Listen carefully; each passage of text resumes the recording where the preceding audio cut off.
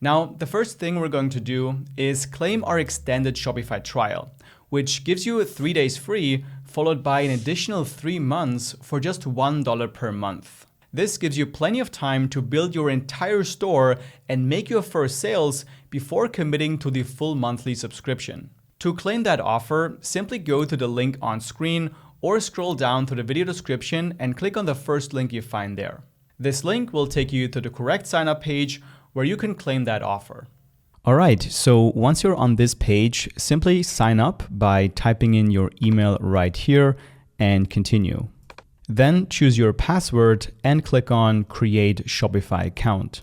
And here on the next step, Shopify asks us for our payment details. Now you could actually just click on skip here at the bottom and enter those later if you want to. However, keep in mind that you want to add your payment details and choose a plan within the first 3 days of using Shopify to make sure you get access to the extended trial for 3 months for just $1 per month. To make sure I don't miss out on that extended trial, I'm going to enter my payment details right now and click on subscribe for $1. And here we can go ahead and choose our Shopify plan. Now, the main difference between these 3 plans is that the higher the plan, the lower the transaction fees that you'll have to pay for every sale that you make on your store. So if you're just starting out, you should definitely just go with the basic plan right here. And then once you make more sales, you can always upgrade to one of the higher plans. So let's click on Try Basic.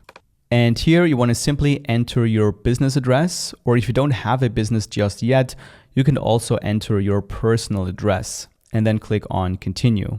And then here, Shopify wants to ask you some questions about what you want to sell and your business. However, it doesn't really make any changes to what we're going to get in Shopify.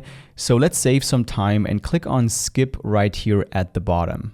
And this takes us into the Shopify dashboard, which is basically the backend of your store.